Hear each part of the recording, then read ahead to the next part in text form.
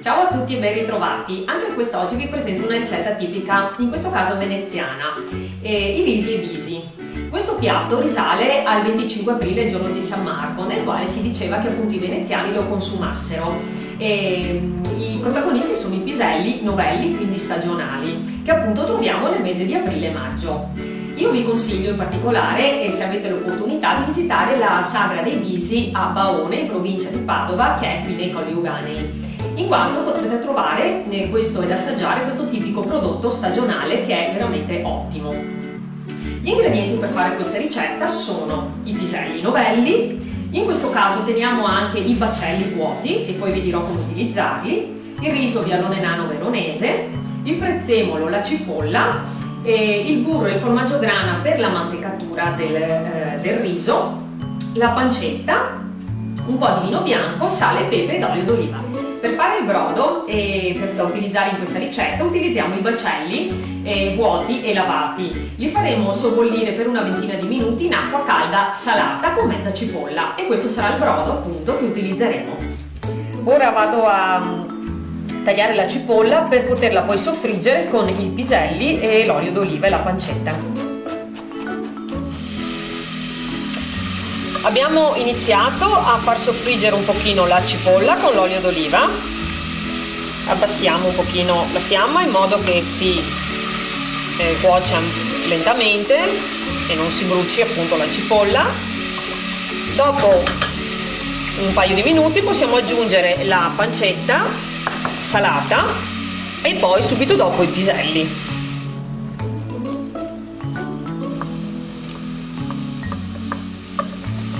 Facciamo un attimino tostare anche la pancetta. Abbiamo aggiunto i piselli e a questo punto poco dopo iniziamo anche ad aggiungere un po' di prezzemolo fresco tritato.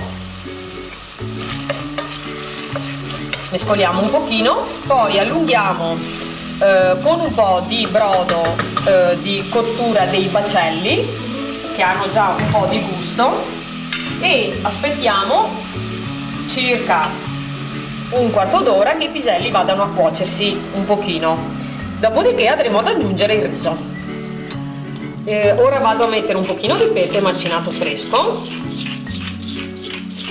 e proprio un pizzico di sale, in quanto è già presente comunque la pancetta che è salata e anche è stato aggiunto il sale nel brodo dei baccelli e quindi andiamo cauti a salare anche i piselli. Allora, i piselli sono quasi cotti. Siccome dobbiamo aggiungere il riso, andiamo a toglierne una parte in modo da poi andarla ad aggiungere in decorazione del piatto.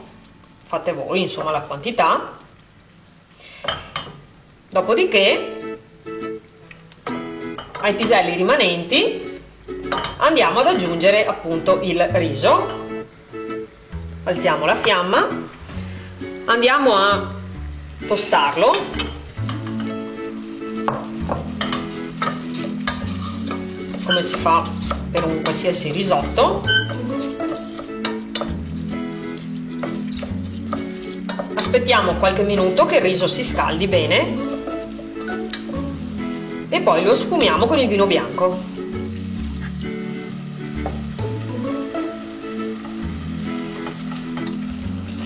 Quando il vino si è sfumato, cominciamo ad aggiungere il brodo in modo da far proseguire la cottura del riso. Attenzione che questo non è un risotto ma è più una minestra, quindi dobbiamo lasciarlo piuttosto morbido.